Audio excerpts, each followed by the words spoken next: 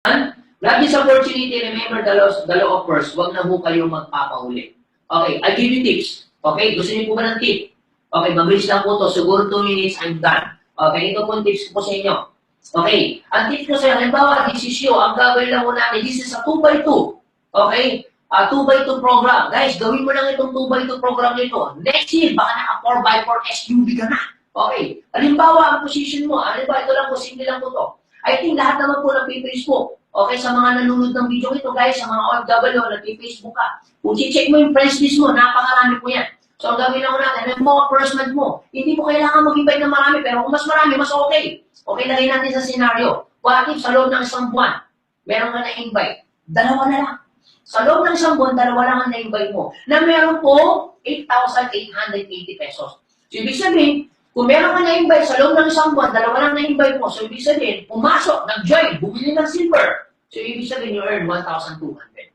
What if, kung ikaw may dalawang kaibigan na tanong, sila ba may dalawa din kaibigan? Dalawa na lang din ang na-invite, second month. Sa loob ng isang buwan, yung dalawa mo naka-invite din ng dalawa. So, 4 na sila. So, ibig sabihin, you earn 2,400.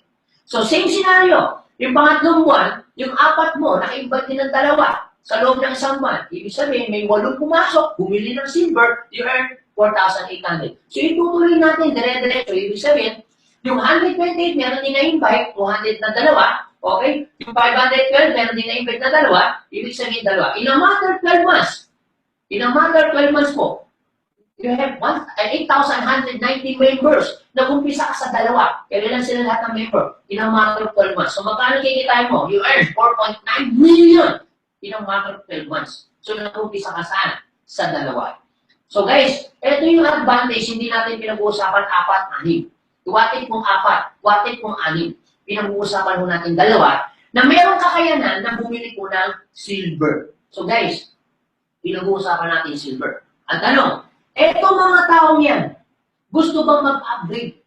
Yes, siyempre hindi lang sila silver. Gusto nila mag-upgrade ng gold. E what if itong mga taong yan nag-upgrade ng gold? Ibig sabihin, bumili sila ng gold. Ibig sabihin, yung dating dalawa mo, na dating silver, nag-upgrade ng gold, ibig sabihin, you earn 3,600. Ibig sabihin, yung 4 mo nag-upgrade ng gold, you earn another 7,200. Ibig sabihin, yung 8 mo nag-upgrade ng gold, you earn 14,400. What if yung 6 mo nag-upgrade, you earn 8,800. So, tuloy mo natin. Okay? In a matter of 12 months, lahat ng member mo, nag-upgrade lahat sila. You earn 14.7 million ang kikitain mo. Ang tanong, gold lang ba? E tanong, what if gusto nila mag-platinum? Okay. So, what if yung dalawa mo, na dati na gold, nag-upgrade ng platinum? Good news, 8,400. Yung 4, nag-upgrade, 16,000. 8 mo, nag-upgrade. Ibig sabihin, lahat sila nag-upgrade.